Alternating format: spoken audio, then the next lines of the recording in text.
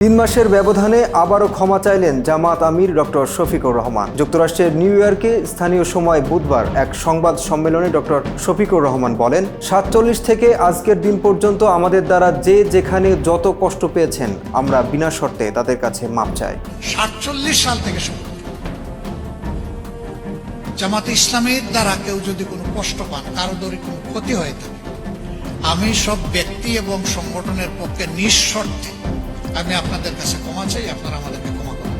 কিন্তু ইতিহাস তো সেই অমোচনীয় শক্তি যা কোনোভাবেই মুছে ফেলা যায় না, নানা রূপান্তরে ফিরে আসে বারবার।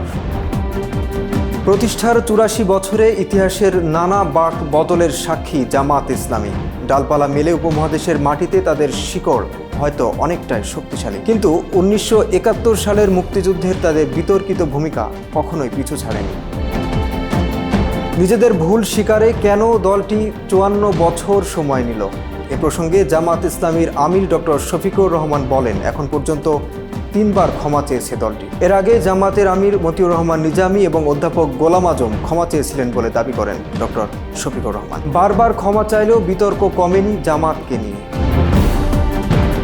রাজনৈতিক বিশ্লেষকরা মনে করছেন, সামাজিক স্বীকৃতি অর্জনের মাধ্যমে নিজেদের ইমেজ নতুন করে ব্র্যান্ডিং করতে চাইছে দলটি। জনকল্যাণমূলক রাজনৈতিক কর্মকাণ্ডের পরও গণমানুষের ট্যাবু ভাঙতে পারেন দলটি, সেটি এবার করে দেখাতে চাইছে বলে মনে করছেন বিশ্লেষকরা। এর আগে 25 জুন রাজধানীর ইঞ্জিনিয়ার্স ইনস্টিটিউশনের এক অনুষ্ঠানে ক্ষমা চেয়েছিলেন ডক্টর শফিকুর রহমান। বিশ্লেষকরা মনে করছেন, জামাতের এই স্বীকারোক্তি যদি সত্যি আন্তরিক হয়, সাধারণ মানুষের কাছে কিছুটা বাড়তি সুযোগ পাবে দলটি। একে রাজনৈতিক পরিপক্কতা হিসেবেও দেখছে অনেকে।